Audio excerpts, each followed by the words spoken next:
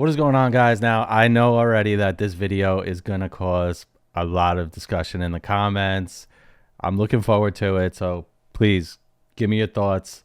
Today, we are talking about all-wheel drive German performance cars, specifically Audi Quattro versus BMW XDrive, and which one is actually better, especially in the snow.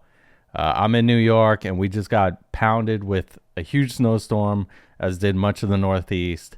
So I think this topic fits perfectly with this week's video. So let's get down to it. So, I mean, when it comes to all-wheel drive performance, the Germans have been at the top of the heap for a long time now.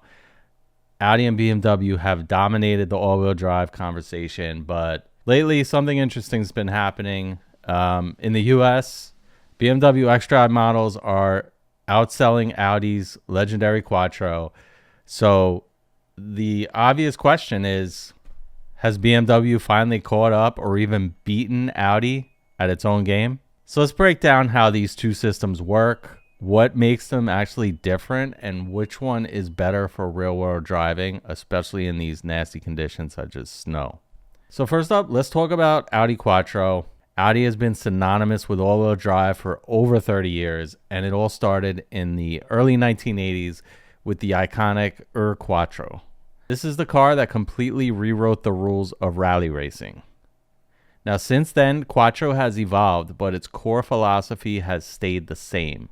It's a mechanical, confidence-inspiring all-wheel drive system that's designed to deliver grip in almost any condition. Now, in most of the modern longitudinal engine Audis, Quattro runs a 50-50 torque split between the front and the rear axles under normal driving. The performance-focused S and RS models shift towards a rear bias, making them feel more dynamic and less nose-heavy. At the heart of the system is a torsion torque-sensing center differential. It's built directly into the gearbox. This setup is purely mechanical, constantly balancing torque between the axles without needing electronic intervention. If one axle starts to lose grip, the torsion diff automatically redirects torque to the axle with traction. Once the grip has been restored, everything returns to normal seamlessly. Now, not all Audis use this system. Cars like the A3 and the TT with transverse engines can't fit the traditional Quattro hardware. Instead, they use a Haldex-based setup, which runs mostly front-wheel drive and only engages the rear wheels when needed. Now let's talk about BMW XDrive. Now, BMW was late to the all-wheel drive party, but when they showed up, they didn't mess around. The brand's first all-wheel drive car was the E30 325iX in 1985. But today, XDrive is everywhere, from the 1 Series all the way up to the 7 Series. Unlike Audi's mechanical approach, XDrive is electronically controlled. It uses a multi-plate clutch system that can vary torque distribution every 0.1 seconds, sending anywhere from a balanced split to 100% of torque to a single axle if needed. Crucially, XDrive is rear biased by design, typically running a 40-60 front to rear split. That's not an accident. BMW wants its all-wheel drive cars to still feel like BMWs.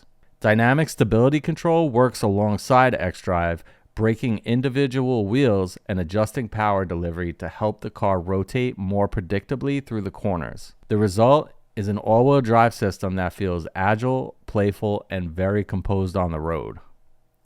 So which one is actually better? Quattro's biggest strength is also its weakness. Its purely mechanical design is incredibly robust and proven in brutal real-world conditions. But because the torsion differential can't fully lock an axle, it always sends some torque to both ends of the car. If one axle completely loses traction, the system can struggle because a torsion diff needs resistance to work. XDrive, on the other hand, can fully divert torque to a single axle, giving it an edge when transitioning suddenly between high grip and low grip surfaces.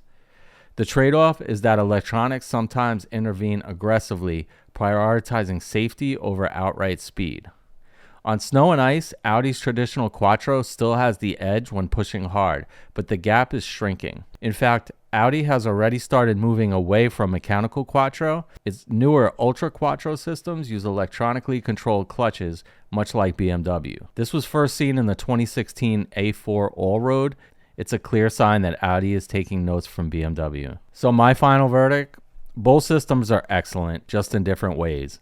If you love rear-wheel drive handling and you want sharper on-road dynamics and you don't regularly attack snow-covered back roads, BMW XDrive probably wins. But if your priority is maximum traction in terrible conditions with a system that's proven itself time and time again, classic Audi Quattro still deserves its legendary status. So tell me, did I get it right? Did I get it wrong? Let me know in the comments your opinion. And I'm DC5 James, and I'll see you on the next video. Peace.